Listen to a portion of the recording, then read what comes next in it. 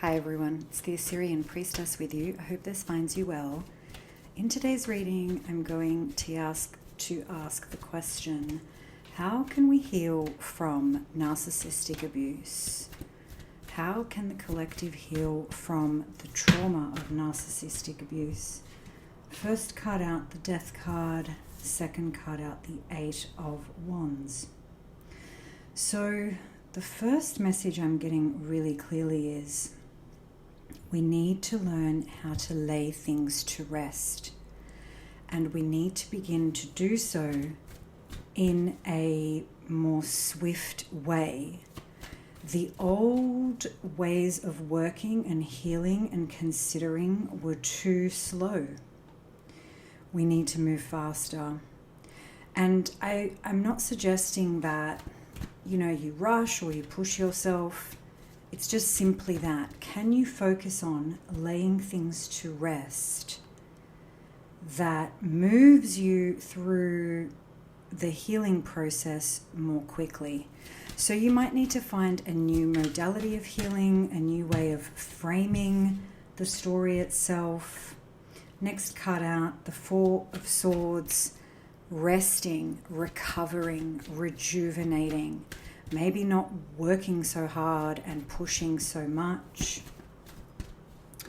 I wonder too if there's a part of you and us in the entire collective that can incorporate more ritualistic practices to honor the past and put them to rest. So when we think of death and dying and the passing of loved ones or the endings of things, we get a ritual. We have a funeral, we have a wake, we have the scattering of the ashes. Something, symbolic occurs that allows us to say, okay, this is awful, this is difficult, but we now lay it to rest. We give it to Mother Earth. And traditionally in Assyrian society, like many cultures around the world, the goddess of death was the goddess of the underworld. Now let's think about what the underworld is. It's the underground. So we lay things to rest by burying them in the ground. We are literally giving back to the underworld, to the underground, what needs to rest. So a burial. And look, we have the Three of Swords and the Three of Swords. So the card that came out today from the Thoth deck, when I asked what reading does the collective need, I got the Three of Swords. And that, clicked my mind into how do we heal from trauma, loss, grief, but also more specifically abuse, neglect, narcissism. I know a lot of people are interested in that, and it's important for us to really grapple with. And so now I'm not surprised to see the Three of Swords from the Babylonian tarot show up. So there must be healing that involves pulling away from the subject itself.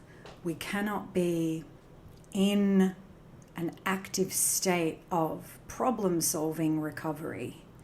Sometimes recovery is literally laying things to rest. This keeps coming up, and resting yourself.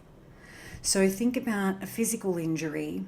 Once you go through, you go to maybe a doctor or a nurse, you get a first responder to sort you out, then you just need a really long time of just letting it heal.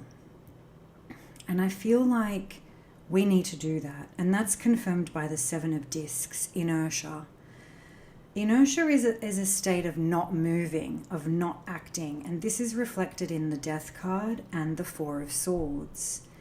It's about tending to the wound and then letting it heal on its own without your active prodding of it, without you, peeling off the bandages to see if it's healed yet.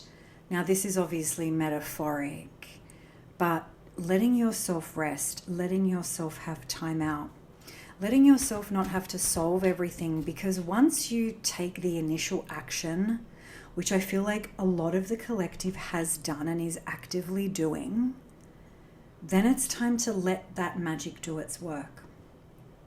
So sleep more, rest more. Don't isolate, though. Like the Four of Swords is not an isolation card. One thing I am noticing, a trend I'm noticing, is a lot more self-isolation, but that will not help the collective heal. Now we have the goddess Sarpanitu, the Princess of Wands. Here she is. She's looking out into the world. She's birthing something.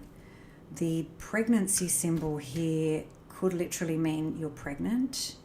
And so it's time to lay this grief to rest so that you can birth in your new child in a state of joy and freedom. But it can also mean that you're birthing something new that you're passionate about. A creative project, maybe even just you coming out as who you really are, as a performer, as a singer.